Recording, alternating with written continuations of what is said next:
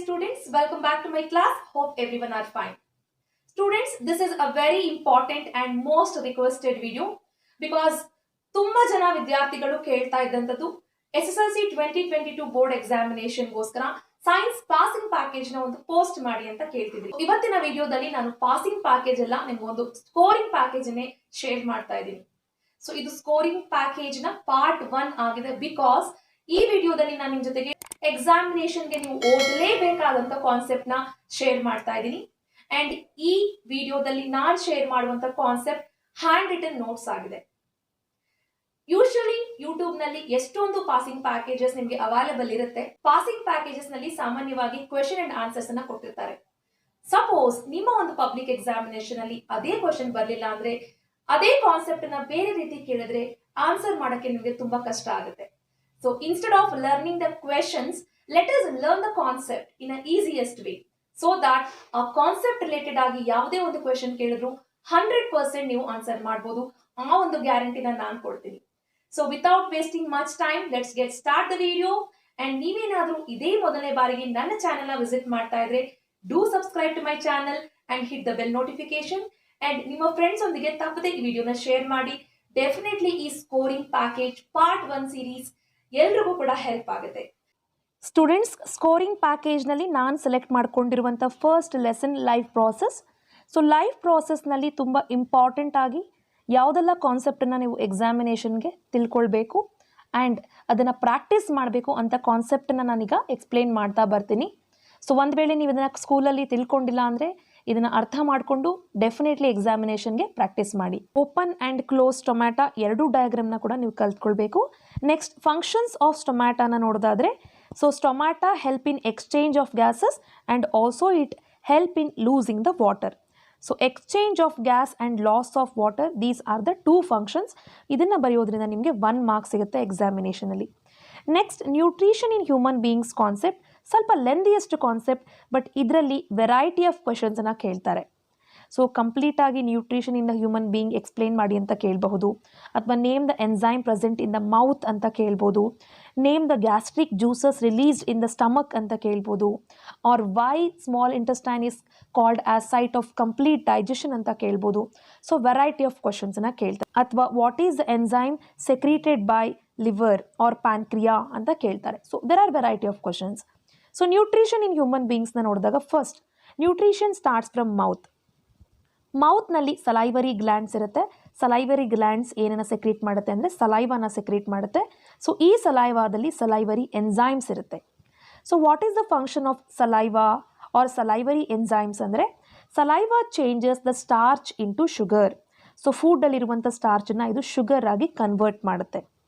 Second, food ಮೌತಿಂದ ಈಸೋಫೇಗಸ್ಗೆ enter ಆಗುತ್ತೆ. ಈಸೋಫೇಗಸ್ನ ನಾವು ಫುಡ್ ಪೈಪ್ ಅಂತ ಹೇಳ್ತೀವಿ. ಸೊ ಫುಡ್ ಪೈಪಲ್ಲಿ ಫುಡ್ ಹೇಗೆ ಎಂಟರ್ ಆಗುತ್ತೆ ಅಂದರೆ, ಸೊ ಪೆರಿಸ್ಟಾಲ್ಟಿಕ್ ಮೂಮೆಂಟಲ್ಲಿ ಎಂಟರ್ ಆಗುತ್ತೆ. ಪೆರಿಸ್ಟಾಲ್ಟಿಕ್ ಮೂಮೆಂಟ್ ಅಂದರೆ ಕಾಂಟ್ರಾಕ್ಷನ್ ಆ್ಯಂಡ್ ರಿಲ್ಯಾಕ್ಸೇಷನ್. ಅಂದರೆ ಈಗ ನಿಮ್ಮ ಫುಡ್ ಪೈಪ್ ಹೀಗಿದೆ, ಸೊ ಇಲ್ಲಿ ಫುಡ್ ಎಂಟರ್ ಆಗ್ತಾ ಇದೆ ಅಂತಂದರೆ ಯಾವ ಪ್ಲೇಸ್ನಲ್ಲಿ ಫುಡ್ ಎಂಟರ್ ಆಗ್ತಿದೆ ಅಲ್ಲಿ ಏನಾಗಿರುತ್ತೆ, ರಿಲ್ಯಾಕ್ಸೇಷನ್ ಆಗಿರುತ್ತೆ. ಆ್ಯಂಡ್ ಬಿಲೋ ದ ರೀಜನ್ ಏನಾಗಿರುತ್ತೆ, ಕಾಂಟ್ರಾಕ್ಟ್ ಆಗಿರುತ್ತೆ. ಸೊ ಇಲ್ಲಿಂದ ಫುಡ್ ಮತ್ತೆ ಈ ರೀಜನ್ಗೆ ಎಂಟರ್ ಆದಾಗ ಏನಾಗುತ್ತೆ, ಅಪ್ಪರ್ ರೀಜನ್ ಈಗ ಕಾಂಟ್ರಾಕ್ಟ್ ಆಗುತ್ತೆ, ಲೋಯರ್ ರೀಜನ್ ಈಗ ರಿಲ್ಯಾಕ್ಸ್ ಆಗುತ್ತೆ. ಸೊ ಈ ಮೂಮೆಂಟನ್ನು ನಾವು ಪೆರಿಸ್ಟಾಲ್ಟಿಕ್ ಮೂಮೆಂಟ್ ಅಂತ ಹೇಳ್ತೀವಿ. ಸೊ ಈಗ ಫುಡ್ ಪೈಪಿಂದ ನೆಕ್ಸ್ಟ್ ಹೋಗುವಂಥದ್ದು ಸ್ಟೊಮಕ್ಗೆ. ಸ್ಟಮಕ್ಕಲ್ಲಿ ಗ್ಯಾಸ್ಟ್ರಿಕ್ ಜ್ಯೂಸಸ್ ರಿಲೀಸ್ ಆಗುತ್ತೆ. ಎಕ್ಸಾಮಲ್ಲಿ ಕೇಳ್ತಾರೆ, name the gastric juices released by the stomach and mention its functions. See ಸ್ಟಮಕ್ನಲ್ಲಿ ಟೋಟಲಿ 3 ಗ್ಯಾಸ್ಟ್ರಿಕ್ ಜ್ಯೂಸಸ್ ರಿಲೀಸ್ ಆಗುತ್ತೆ. First one is pepsin, second one is HCl and third one is mucus. Pepsin ಏನು ಮಾಡುತ್ತೆ ಅಂದರೆ, it break down the ಪ್ರೋಟೀನನ್ನು break down ಮಾಡುತ್ತೆ. ಫುಡಲ್ಲಿರುವ ಪ್ರೋಟೀನ್ನ break down ಮಾಡುತ್ತೆ. HCl ಏನು ಮಾಡುತ್ತೆ ಅಂದರೆ, ಈ ಸ್ಟಮಕ್ನಲ್ಲಿ ಏನಾಗುತ್ತೆ ಅಂದರೆ, ಫುಡ್ ಎಂಟರ್ ಆದಮೇಲೆ ಈ ಸ್ಟಮಕ್ನಲ್ಲಿ ಅದು ಎಸಿಡಿಕ್ ಮೀಡಿಯಮ್ನ ಕ್ರಿಯೇಟ್ ಮಾಡುತ್ತೆ. Because it kills the micro organisms ಅಥವಾ ಜರ್ಮ್ಸ್ ಏನಿರುತ್ತೆ, ಆ ಮೈಕ್ರೋ ಆರ್ಗ್ಯಾನಿಸಮ್ಸ್ ಅಥವಾ ಜರ್ಮ್ಸನ್ನು ಫುಡ್ನಲ್ಲಿ ಕಿಲ್ ಮಾಡುತ್ತೆ. ನೆಕ್ಸ್ಟ್ ಮ್ಯೂಕಸ್ ಏನಾಗುತ್ತೆ ಅಂದರೆ, HCl ರಿಲೀಸ್ ಆಗೋದ್ರಿಂದ, HCl ಒಂದು ಆ್ಯಸಿಡ್ ಆಗಿದೆ. ಸೊ ಇದು ಈ ವಾಲ್ ಆಫ್ ದ ಸ್ಟೊಮಕ್ನ ಡ್ಯಾಮೇಜ್ ಮಾಡುವಂಥ ಕೆಪಾಸಿಟಿನ ಹೊಂದಿದೆ. ಸೊ ಈ ಮ್ಯೂಕಸ್ ಏನು ಮಾಡುತ್ತೆ ಅಂದರೆ, it's a jelly like substance. So it protects the inner lining of the stomach. HCl ಇಲ್ಲಿ ರಿಲೀಸ್ ಆಗ್ತಿದೆ ಅಲ್ವಾ, ಈ HCl ವಾಲ್ ಆಫ್ ದ ಸ್ಟೊಮಕ್ನ ಡ್ಯಾಮೇಜ್ ಮಾಡದೇ ಇರೋ ರೀತಿ ಈ ಮ್ಯೂಕಸ್ ಏನು ಮಾಡುತ್ತೆ, ಪ್ರೊಟೆಕ್ಟ್ ಮಾಡುತ್ತೆ. I repeat the functions. See pepsin it break down the protein. HCl ಏನು ಮಾಡುತ್ತೆ ಅಂದರೆ ಆಸಿಡಿಕ್ ಮೀಡಿಯಮ್ನ ಕ್ರಿಯೇಟ್ ಮಾಡುತ್ತೆ ಹಾಗೂ it kills the micro organisms present in the food, kills the germs ಅಂತ ಕೂಡ ನೀವು ಎಕ್ಸಾಮಲ್ಲಿ ಬರೀ. Then mucus protect the inner wall of the stomach. So next ನೋಡೋದಾದರೆ ನೆಕ್ಸ್ಟ್ ಫುಡ್ ಏನಾಗುತ್ತೆ, ಸ್ಟಮಕ್ಕಿಂದ ಸ್ಮಾಲ್ ಇಂಟೆಸ್ಟೈನ್ಗೆ ಎಂಟರ್ ಆಗುತ್ತೆ.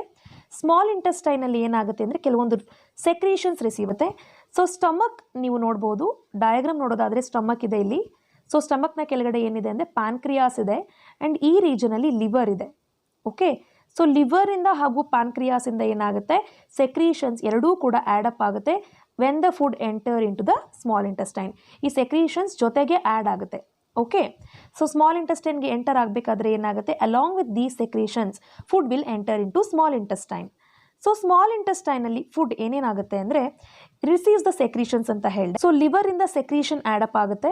ಸೊ ಲಿವರ್ ಏನು ಸೆಕ್ರೇಟ್ ಮಾಡುತ್ತೆ ಅಂದರೆ it secretes the bile juice. So what is the function of bile juice?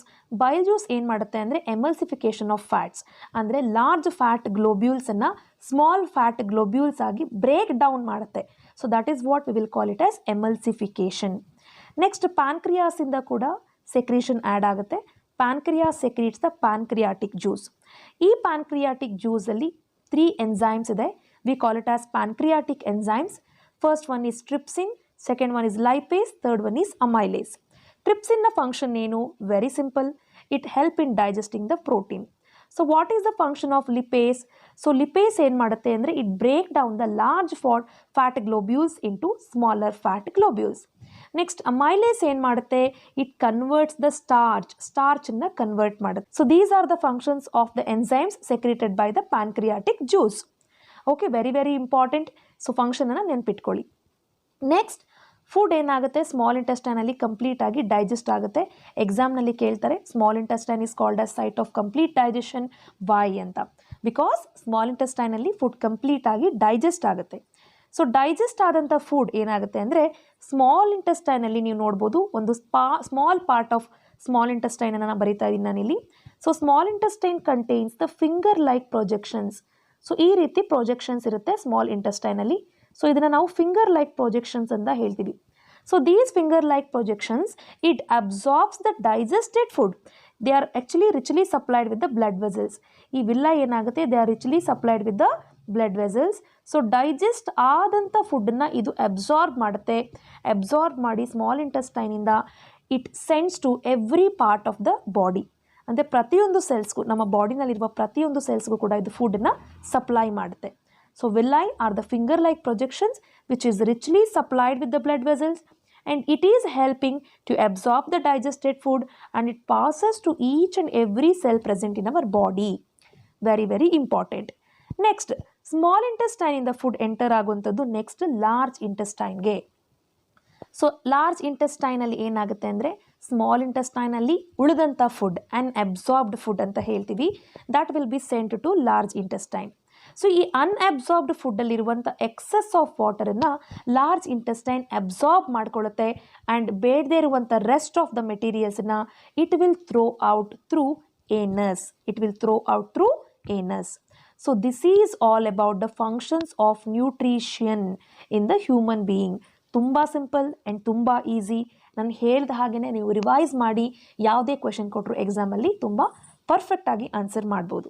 So the next concept from this lesson is respiration. So respiration ಅಂತ ಹೇಳಿದಾಗ aerobic respiration, anaerobic respiration ತುಂಬ important ಆಗಿ ನೀವು ತಿಳ್ಕೊಳ್ಬೇಕಾಗಿರೋದು. So aerobic respiration, anaerobic respiration ಎಲ್ಲವನ್ನು ಕೂಡ ನಾನು ಈ ಒಂದು ಸ್ಕಿಮ್ಯಾಟಿಕ್ ರೆಪ್ರೆಸೆಂಟೇಷನಲ್ಲಿ ಎಕ್ಸ್ಪ್ಲೇನ್ ಮಾಡ್ತೀನಿ. ಫಸ್ಟ್ ಆಫ್ ಆಲ್ ರೆಸ್ಪಿರೇಷನ್ ಅಂದರೆ ಏನು?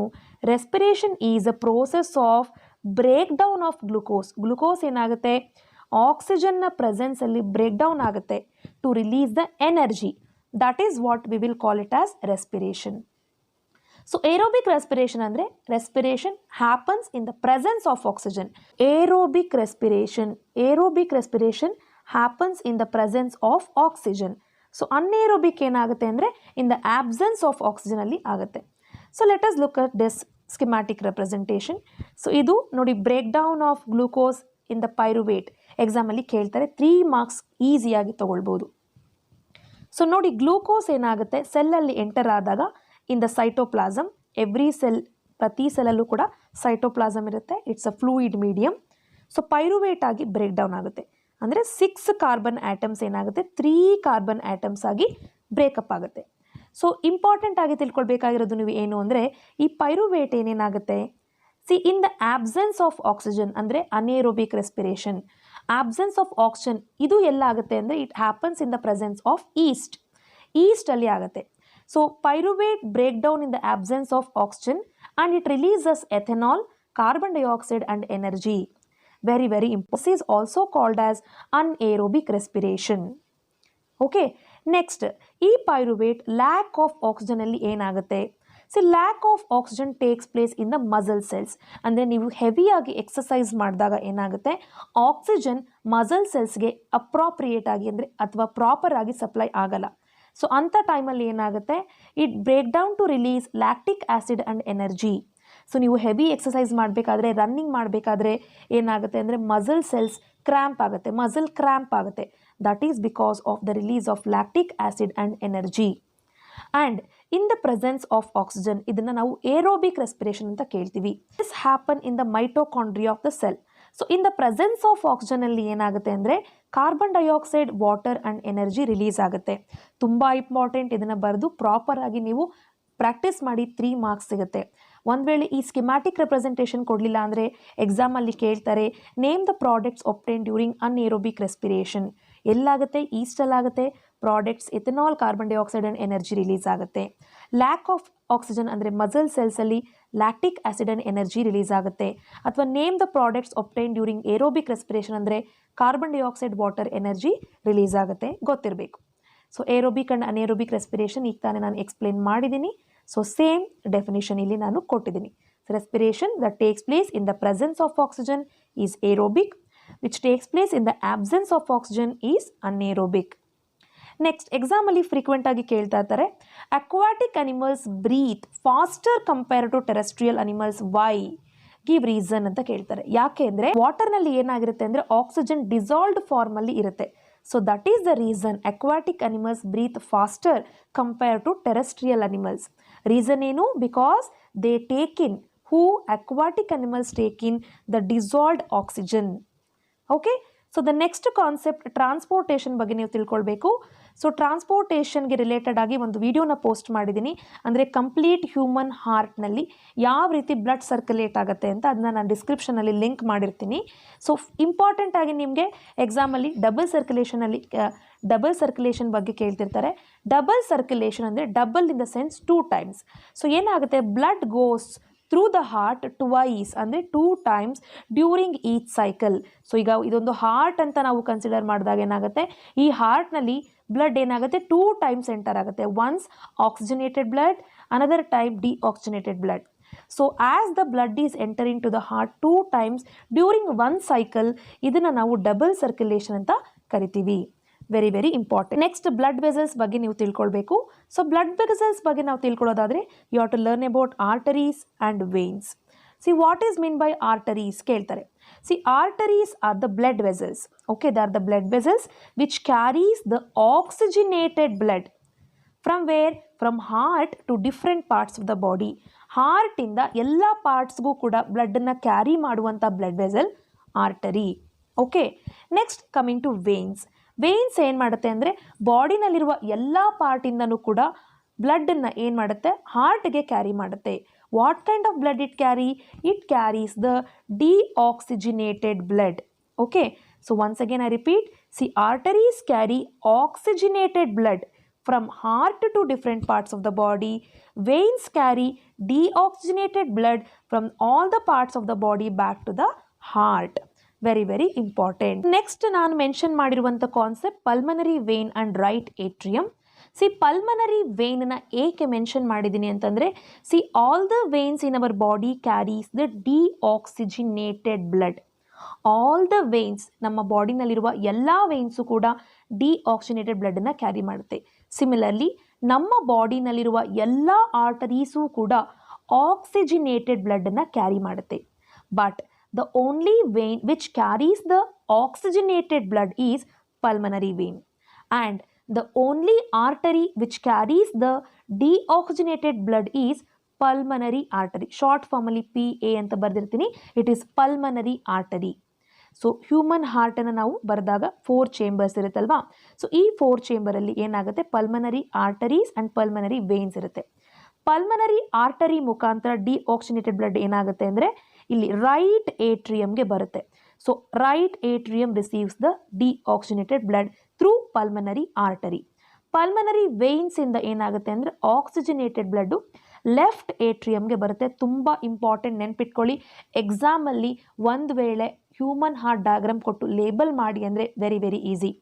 The chamber which receives the oxygenated blood is left atrium through pulmonary vein, and the chamber which receives the deoxygenated blood is right atrium through pulmonary artery. So that is the reason very importantly ಈ ಕಾನ್ಸೆಪ್ಟನ್ನು ನೀವು ತಿಳ್ಕೊಳ್ಳೇಬೇಕು. So next ನೋಡಿ, right atrium ಬಗ್ಗೆ ನಾನು already explain ಮಾಡಿದ್ದೀನಿ. So next ನೋಡೋದಾದರೆ skill based ಕ್ವೆಶನನ್ನು ಕೇಳ್ತಾರೆ ಈ ಒಂದು ರೀಜನ್ ಇಂದ. C, fishes have 2 chambered heart, amphibians and reptiles have 3 chambered heart, whereas ನಾವು mammals we have 4 chambered heart. C, ಫಿಶಸ್ಸಲ್ಲಿ ಏನಾಗುತ್ತೆ ಅಂದರೆ ಗಿಲ್ಸ್ನಲ್ಲೇ ಏನಾಗುತ್ತೆ ಅಂದರೆ ಬ್ಲಡ್ ಆಕ್ಸಿಜನೇಟೆಡ್ ಆಗಿ ಡೈರೆಕ್ಟಾಗಿ ಬಾಡಿಗೆ ಪಾಸ್ ಆಗುತ್ತೆ. ಸೊ ಫಿಶಸ್ನ ಬಾಡಿನಲ್ಲಿ ಏನಾಗುತ್ತೆ ಅಂದರೆ, ಸೊ ಇಲ್ಲಿ ಗಿಲ್ಸ್ ಇರುತ್ತಲ್ವ, ಈ ರೀಜನಲ್ಲೇ ಏನಾಗುತ್ತೆ, ಇದು ಉಸಿರಾಡುತ್ತೆ ಗಿಲ್ಸ್ ಮುಖಾಂತರ. ಸೊ ಇಲ್ಲೇ ಏನಾಗುತ್ತೆ ಅಂದರೆ ಬ್ಲಡ್ ಆಕ್ಸಿಜನೇಟೆಡ್ ಆಗಿ ಡೈರೆಕ್ಟಾಗಿ ಬಾಡಿಗೆ ಎಂಟರ್ ಆಗುತ್ತೆ. So that is the reason they have only 2 chambered heart. Okay, so whereas amphibians and reptiles they have 3 chambered heart. Because ಏನಾಗುತ್ತೆ ಅಂದರೆ they will adjust to the environment. And amphibians and reptiles ಏನಾಗುತ್ತೆ ಅಂದರೆ they tolerate some mixing of oxygenated and deoxygenated blood. Okay, so that is the reason they have 3 chambered heart. So ನಾವು human beings ನಮ್ಮ ಹಾರ್ಟಲ್ಲಿ 4 chamber ಇರುತ್ತೆ. So ಎಕ್ಸಾಮಲ್ಲಿ ಕೇಳ್ತಾರೆ, what is the importance of having the 4 chamber in the human heart. First thing ಏನು ಮಾಡುತ್ತೆ ಅಂದರೆ ಈ 4 chamber it separates the oxygenated and also the deoxygenated blood. Oxygenated ಹಾಗೂ ಡಿಆಕ್ಸಿಜನೇಟೆಡ್ ಬ್ಲಡನ್ನು ಇದು ಸೆಪರೇಟ್ ಮಾಡುತ್ತೆ. And it help in supplying the highly efficient oxygen to body. ನಮ್ಮ ಬಾಡಿಗೆ ಏನಾಗುತ್ತೆ ಅಂದರೆ ಬ್ಲಡ್ ಪಂಪ್ ಆದಾಗ ಆಕ್ಸಿಜನ್ ತುಂಬ ಸಫಿಷಿಯಂಟ್ ಆಗಿ ಹೈಲಿ ಸಪ್ಲೈ ಆಗುತ್ತೆ. So it help in allowing the highly efficient oxygen to all the body. So that is the reason we have 4 chamber in our heart. Okay, very important. Diagrams ಕೊಟ್ಟು ಕೇಳ್ತಾರೆ. Okay, 2 chambered heart ಇರುವಂಥದ್ದು ಫಿಶ್ಗೆ, 3 ಇರುವಂಥದ್ದು amphibians and ರೆಪ್ಟೈಲ್ಸ್ಗೆ, ನಮಗೆ ಮ್ಯಾಮಲ್ಸ್ಗೆ 4 chamber heart ಇದೆ. And reptiles ಬಗ್ಗೆ ಮಾತಾಡಿದಾಗ the only reptile which have 4 chambered heart is crocodile. ಕ್ರಾಕೊಡೈಲ್ಗೆ ಮಾತ್ರ 4 chambered heart ಇದೆ. Okay, so next moving to next concept, transportation in plants. See, transportation in plants ಅನ್ನೋ ಕಾನ್ಸೆಪ್ಟ್ ಇಷ್ಟೊಂದು ಈಸಿಯಾಗಿ ಎಕ್ಸ್ಪ್ಲೇನ್ ಮಾಡೋಕ್ಕೆ ಆಗಲ್ಲ. ಬಟ್ ಇದಕ್ಕೆ ರಿಲೇಟೆಡ್ ಆಗಿರುವ ಯಾವುದೇ ಒಂದು ಕ್ವೆಶನ್ ಕೊಟ್ಟರು ಅಟ್ಲೀಸ್ಟ್ ಟ್ರಾನ್ಸ್ಪಿರೇಷನ್ ಅಂದರೆ ಏನು, ಟ್ರಾನ್ಸ್ಲೊಕೇಶನ್ ಅಂತ ಅಂದರೆ ಏನು ಅಂತ ಗೊತ್ತಿದೆ, ನೀವು ಆ ಸ್ಟೇಟ್ಮೆಂಟ್ ಬರೆಯೋದ್ರಿಂದ 1 mark ಖಂಡಿತ ಸಿಗುತ್ತೆ ನಿಮಗೆ. ಸೊ ಟ್ರಾನ್ಸ್ಪಿರೇಷನ್ ಅಂದರೆ ಏನು?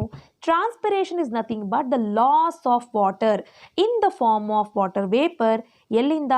From the aerial parts of the plant. ಈಗ ಟ್ರೀ ಇದೆ ಅಥವಾ ಪ್ಲ್ಯಾಂಟ್ ಇದೆ ಅಂದರೆ ಅಪ್ಪರ್ ರೀಜನ್ ಏನಿದೆ ಇದನ್ನು ನಾವು ಏರಿಯಲ್ ಪಾರ್ಟ್ ಅಂತ ಹೇಳ್ತೀವಿ. ಸೊ ಸನ್ಲೈಟ್ ಯಾವಾಗ ಈ ಒಂದು ಪ್ಲ್ಯಾಂಟ್ಸ್ ಅಥವಾ ಟ್ರೀಸ್ ಮೇಲೆ ಫೋಕಸ್ಡ್ ಆಗುತ್ತೆ, ಸೊ ಆಗ ಏನಾಗುತ್ತೆ, ಇದರಲ್ಲಿರುವಂಥ ಲೀವ್ಸ್ನಿಂದ ಏನಾಗುತ್ತೆ, ವಾಟರ್ ಇವಾಪರೇಟ್ ಆಗುತ್ತೆ. ಸೊ ಅದನ್ನು ನಾವು ಲಾಸ್ ಆಫ್ ವಾಟರ್ ಅಂತ ಹೇಳ್ತೀವಿ in the form of water vapour. So transpiration is nothing but loss of water from the aerial parts of the plants or trees in the form of water vapor. Okay, ಇದನ್ನು ನಾವು transpiration ಅಂತ ಹೇಳ್ತೀವಿ. Very simple explanation. So the next concept is translocation. Translocation ಅಂದರೆ transporting the soluble products of photosynthesis. See, photosynthesis ಆಗಬೇಕಾದ್ರೆ leaves take in carbon dioxide and also the water.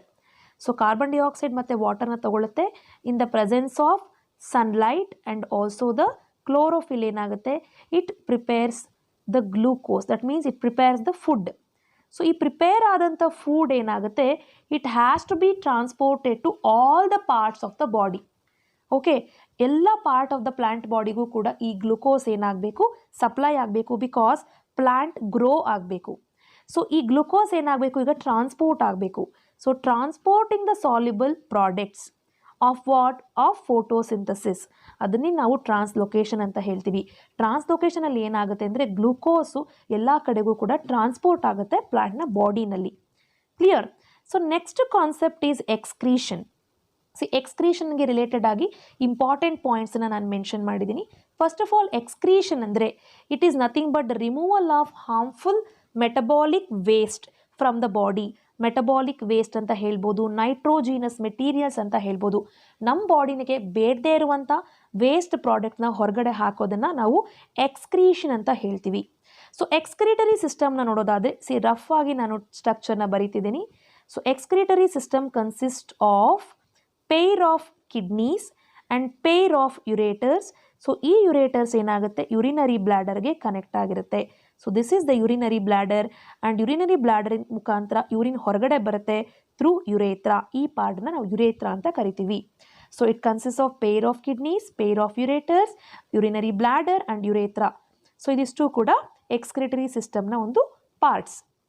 So excretion ಆಗಬೇಕಾದ್ರೆ ಏನೆಲ್ಲ waste products remove ಆಗುತ್ತೆ ಇಂಪಾರ್ಟೆಂಟಾಗಿ ತಿಳ್ಕೊಳ್ಬೇಕು. So ನೀವು hole process explain ಮಾಡಲಿಲ್ಲ ಅಂತಂದರೂ at least ಇದರಲ್ಲಿರುವಂಥ ಇಂಪಾರ್ಟೆಂಟ್ ಕಾನ್ಸೆಪ್ಟನ್ನು ಮೆನ್ಷನ್ ಮಾಡಿ. ಎಕ್ಸ್ಕ್ರಿಟರಿ ಸಿಸ್ಟಮಲ್ಲಿ ಎಕ್ಸ್ಕ್ರೀಷನಲ್ಲಿ ರಿಮೂವ್ ಆಗುವಂಥ ಒಂದು ವೇಸ್ಟ್ ಪ್ರಾಡಕ್ಟ್ಸ್ ಯಾವುದು, ನೈಟ್ರೋಜಿನಸ್ ಪ್ರಾಡಕ್ಟ್ಸ್ ಯಾವುದು ಅಂತಂದರೆ that is urea and uric acid. ಕಿಡ್ನಿನಲ್ಲಿ ಫಿಲ್ಟರಿಂಗ್ ಯೂನಿಟ್ ಇದೆ. We call that filtering unit as nephron.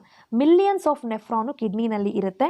So ನಮ್ಮ ಬಾಡಿನಲ್ಲಿ ನರ್ವಸ್ ಸಿಸ್ಟಮಲ್ಲಿ ಹೇಗೆ ಮಿಲಿಯನ್ಸ್ ಆಫ್ ನ್ಯೂರಾನ್ಸ್ ಇರುತ್ತೆ, ಅದೇ ರೀತಿ ಕಿಡ್ನಿನಲ್ಲಿ ನೆಫ್ರಾನ್ಸ್ ಇರುತ್ತೆ. ಸೊ ನೆಫ್ರಾನನ್ನು ನಾವು ಫಿಲ್ಟರಿಂಗ್ ಯೂನಿಟ್ ಆಫ್ ಕಿಡ್ನಿ ಅಂತ ಹೇಳ್ತೀವಿ.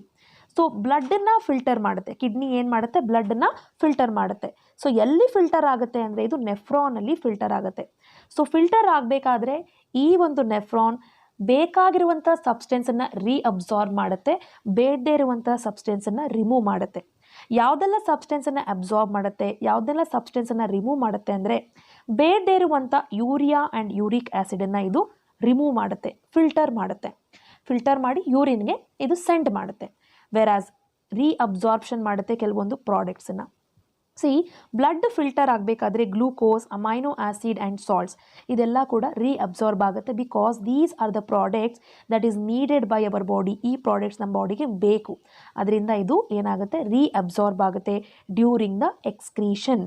ಓಕೆ, ಎಕ್ಸ್ಕ್ರೀಷನ್ ಆಗಬೇಕಾದ್ರೆ ರಿಮೂವ್ ಆಗುವಂಥ products urea and uric acid, reabsorb ಆಗುವಂಥ products glucose, amino acids and salts. And ಈ ಲೆಸನಲ್ಲಿ ನೀವು ತಿಳ್ಕೊಳ್ಬೇಕಾಗಿರುವಂಥ last and most important concept is excretion.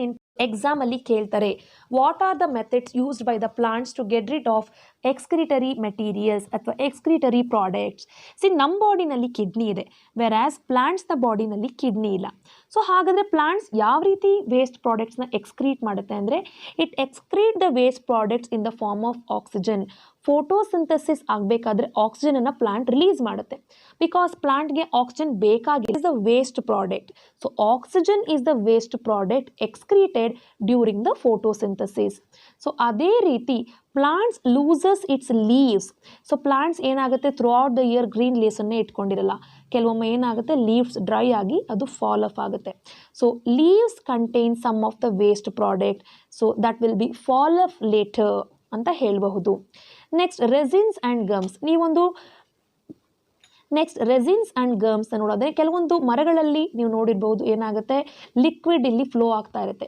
ಆ ಲಿಕ್ವಿಡನ್ನು ನಾವು ರೆಸಿನ್ಸ್ ಆ್ಯಂಡ್ ಗಮ್ಸ್ ಅಂತ ಹೇಳ್ಬೋದು.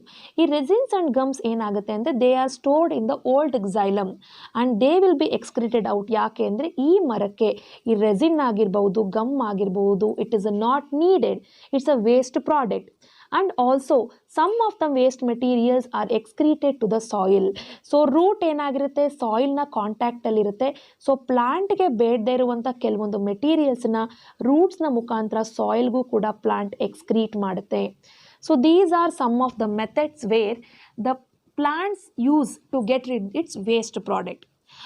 ಸ್ಟೂಡೆಂಟ್ಸ್, ಐ ಹೋಪ್ ನಿಮಗೆ ಈ ಒಂದು ಸೆಷನಲ್ಲಿ ಎಕ್ಸ್ಪ್ಲೈನ್ ಮಾಡಿದಂಥ ಎಲ್ಲ ಕಾನ್ಸೆಪ್ಟು ಅರ್ಥ ಆಗಿದೆ ಅಂತ ಅನ್ಕೋತೀನಿ. From the lesson life process ತುಂಬ ಇಂಪಾರ್ಟೆಂಟ್ ಆದ ಕಾನ್ಸೆಪ್ಟನ್ನು ಎಕ್ಸ್ಪ್ಲೇನ್ ಮಾಡಿದ್ದೀನಿ. ಇದರ ಒಂದು PDF ಲಿಂಕನ್ನು ಡಿಸ್ಕ್ರಿಪ್ಷನ್ ಬಾಕ್ಸ್ನಲ್ಲಿ ಕೂಡ ಮೆನ್ಷನ್ ಮಾಡ್ತೀನಿ, ಟೆಲಿಗ್ರಾಮ್ನಲ್ಲೂ ಕೂಡ ನಾನು ಶೇರ್ ಮಾಡ್ತೀನಿ. ಐ ಹೋಪ್ ನಿಮಗೆ ಈ ವಿಡಿಯೋ ಇಷ್ಟ ಆಗಿದೆ ಅಂತ. ಈ ವಿಡಿಯೋದಲ್ಲಿ ಹೇಳಿರುವಂಥ ಟಾಪಿಕ್ಸ್ ಎಲ್ಲ ನಿಮಗೆ ಅರ್ಥ ಆಗಿದ್ದರೆ so please press the like button and ನೀವೇನಾದರೂ ಇನ್ನೂ ಸಬ್ಸ್ಕ್ರೈಬ್ ಆಗಿಲ್ಲ ಅಂದರೆ ಸಬ್ಸ್ಕ್ರೈಬ್ ಆಗಿ ಹಾಗೂ ನಿಮ್ಮ ಫ್ರೆಂಡ್ಸೊಂದಿಗೂ ಕೂಡ ಈ ವಿಡಿಯೋನ ಶೇರ್ ಮಾಡಿ. ಸೊ ಅಪ್ಕಮಿಂಗ್ ವಿಡಿಯೋನಲ್ಲಿ ಅಂದರೆ ಸ್ಕೋರಿಂಗ್ ಪ್ಯಾಕೇಜ್ ವಿಡಿಯೋದ ನೆಕ್ಸ್ಟ್ ಸೀರೀಸ್ನಲ್ಲಿ ನಾನು ಕಂಟ್ರೋಲ್ ಆ್ಯಂಡ್ ಕೋಆರ್ಡಿನೇಷನ್ ಲೆಸನನ್ನು ಎಕ್ಸ್ಪ್ಲೇನ್ ಮಾಡ್ತೀನಿ. Until take care and practice well for your examination.